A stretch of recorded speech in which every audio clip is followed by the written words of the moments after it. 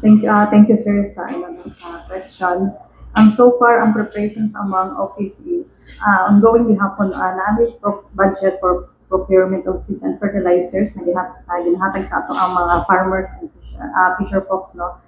And then, naga-promote po ni karon og backyard gardening and urban agriculture para na-enjoy food in the backyard.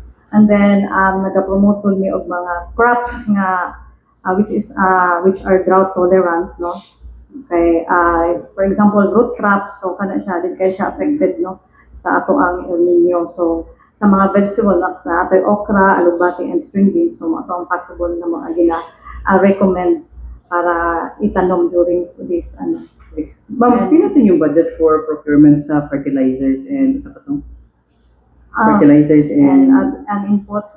So far, wala pa kayo idea regarding on that, sir. So, ano lang na mo sa mga office for the exact amount for that. Okay. Right now, ma'am, kumusta ang atong sitwasyon sa itong agriculture karon, ma'am, since grabe na ang kainit diri sa tuwa sa Davao City, no? Maabot na tag 41 degrees sa isa ka oras.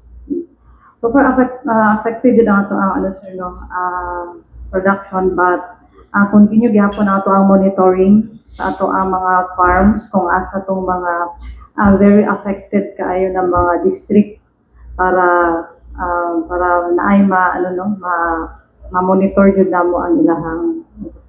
What do you mean, ma'am, nga affected, ma'am, sa ang production mean nagbaba ba ang na-produce sa itong mga farmers karong mga panahon na, especially itong nagsugod na ang init? Based on the data, sir, no, sa first quarter production data, pwede refer na lang mo ang data, sir. Ihatag na ko later ang exact data kung pila jud ang production loss. Pero sa ma'am, in general, ba increasing or decreasing na itong production? So jud tayo sir, decreasing in production. Unsa pud na crops, ma'am, ang naga-decrease? So far, affected ato ang vegetables po. Anyways, ma'am, other than that, ma'am, unsa po ikuha na ito, ma'am, especially sa ang water supply? Nabatay na intervention po dito para sa mga farmers, especially sa mga upland barangays? Actually, yes po. Yan na producers po. Sa water supply, na atay water catchment po na ginaano sa ato ang per district.